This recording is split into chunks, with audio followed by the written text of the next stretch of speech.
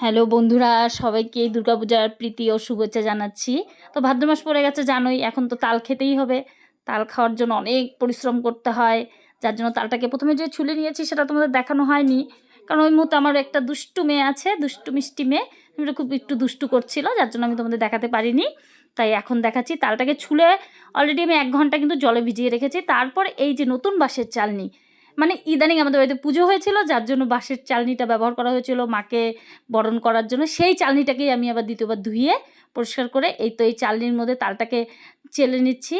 রসটা বেরিয়ে গেছে। এদিক দিয়ে আমার মেয়ে এত দুষ্টু, এত দুষ্টু, ওকে আমি একটা মোবাইল দিয়ে বসিয়ে রেখেছি যাতে ও ভিডিওটা দেখতে দেখতে শান্ত হয়ে চুপ করে বসতে পারে, নয়তো হয়তো বা আমার তাল ক্ষীর আর বানানো হবে না। ও যদি চলে আসে, এই দেখো আমার মেয়ে কি সুন্দর করে হাই বলছে।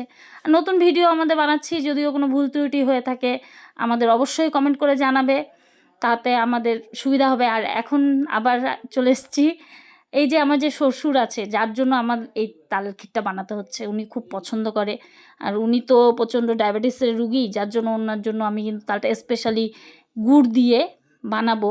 গুড়টা অবশ্যই রাখবো, চিনিটা একটু কিছু অ্যাড করব। এই যে আমার শ্বশুর স্নান করছে আর ক্যামেরাম্যান একটু দুষ্টুমি করেছে বলে আমার শ্বশুর কিছু বলবে, কিন্তু হাসছে, কিন্তু বলাটা তো আমাদের শোনানো যাবে না। এটাই, যাই হোক, আমার শ্বশুরের স্নান হয়ে গেলেই রাতে দিব খেতে। এটা ঠান্ডা করে খেতে দিতে হয়, তো এখনই চট করে গরম গরম রান্না করেই দেওয়া যায় না। স্নান করে এখন দুপুরের ভাত খাবে। আমি এখন দুপুরের সময় এটা বানাচ্ছি আর কি। তো এখন ক্যামেরাম্যান আবার চলে যাবে। এই যে তালটাকে অলরেডি রসটাকে বের করে নিয়ে কিছুক্ষণের জন্য 1-1.5 ঘন্টার জন্য কিন্তু আমি নতুন একটা পরিষ্কার স্বচ্ছ গামছা, যেটা ব্যবহারই করা হয়নি, সেই যাতে রং না ওঠে, সেই কাপড়ের টুকরোটা যেটাই নেন না কেন, সেই কাপড়ের টুকরোটার মধ্যে তালের যে রসগুলো করে রাখা হয়েছিল সেগুলোকে ঢেলে উপরে বেঁধে ঝুলে দিয়েছি, কেননা যে তিতা জলগুলো সেগুলো বেরিয়ে যাবে, আর তাতে তালটা তিতাও লাগবে না। ওদিক দিয়ে দুধটা গরম করতে বসিয়ে দিয়েছি। দুধটা ঘন করে জাল করতে হবে। জাল ঠিকঠাকভাবে জাল না করলে পরে তাল ক্ষীরটা কিন্তু টেস্ট হবে না। তো দেখো তালের যে রসটা এত সুন্দর হয়েছে দেখতে, মনে হচ্ছে যেন একদম ক্রিম, আইসক্রিম। কালারটা এত সুন্দর হয়েছে।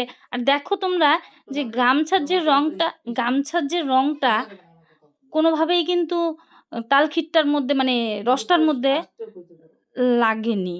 সেটা হচ্ছে একদম পিওর যে তালের রংটা, সেই রংটাই কিন্তু আছে। তো তোমরা এটাই চেষ্টা করবে যাতে পরিষ্কার একটা ভালো কাপড়ের টুকরো হয়, সেটাতে যাতে রংটা না বের হয়, এরকম জিনিসটা নিবে। আর ভালো হবে তাতে আর কি, এক্সট্রা কালার হবে না, এক্সট্রা কালারের প্রয়োজন নেই। এদিকে দুধটা পড়ে যাচ্ছে, ক্যামেরাম্যান বলছি ক্যামেরাম্যান গ্যাসটাকে বন্ধ করো, কিন্তু ক্যামেরাম্যান গ্যাসটা বন্ধ করতেই পারে না। বাচ্চা ক্যামেরাম্যান, ভাগনা আমার যদিও।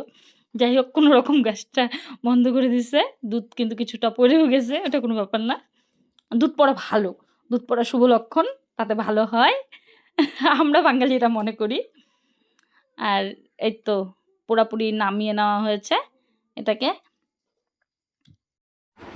যে এখন তালটাকে যে রসটা নামিয়ে নেওয়া হয়েছে, এই রসটা এখন উনানের মধ্যে দিয়ে, সে তোমরা গ্যাসেও করতে পারো, আমার উনানের ব্যবস্থা আছে যার জন্য আমি উনানেই করলাম।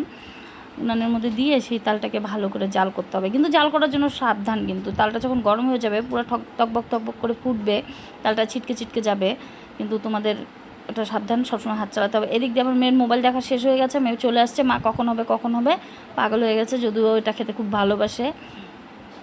দাঁড়িয়ে আছে আমার মেয়ে, মা কখন হবে, শুধু ওর একটাই অপেক্ষা।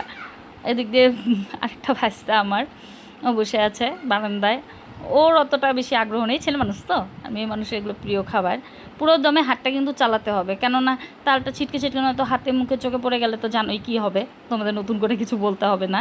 এখন এই তো গুড়গুলো দেওয়া হয়ে গেল, মানে দেওয়া হচ্ছে, কেননা গুড় দিব বলেছি আগেই, আমার শ্বশুরের ডায়াবেটিস আছে। তো তোমরা চাইলে সেখানে চিনি অ্যাড করতে পারো, কাজু অ্যাড করতে পারো, কিশমিশ অ্যাড করতে পারো। আমি এত কিছু দিব না, কারণ ছোটো ছোটো বাচ্চা আছে, বাচ্চারা খাবে, গ্যাস ট্যাস হয়ে যায় যদি, এর জন্যই। আর গুড়টাকে ভালোভাবে গুলিয়ে নিয়ে ভালো করে যখন জাল হয়ে যাবে তারপরেই কিন্তু নামাতে হবে, তার আগে কিন্তু না। জাল প্রায় শেষের দিকেই নামিয়ে নেওয়া হয়েছে।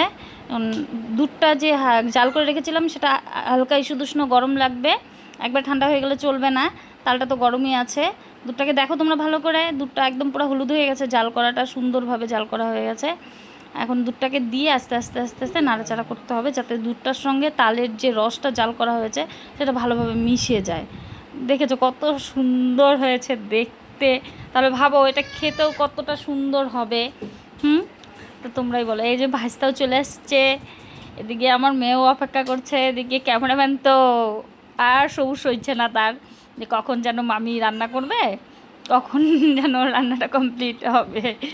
তো তোমরা তো সবাই দেখলে, যদি ভুল ত্রুটি কিছু হয়ে থাকে তাহলে আমাদের অবশ্যই অবশ্যই কমেন্ট করে জানাবে, যাতে আমরা দ্বিতীয়বার একদম ভালোভাবে কাজটা সম্পূর্ণ করতে পারি, তোমাদের ভালো ভালো নতুন নতুন ভিডিও আবার যাতে দিতে পারি, ব্লগ করতে পারি। তো থ্যাংক ইউ সবাইকে।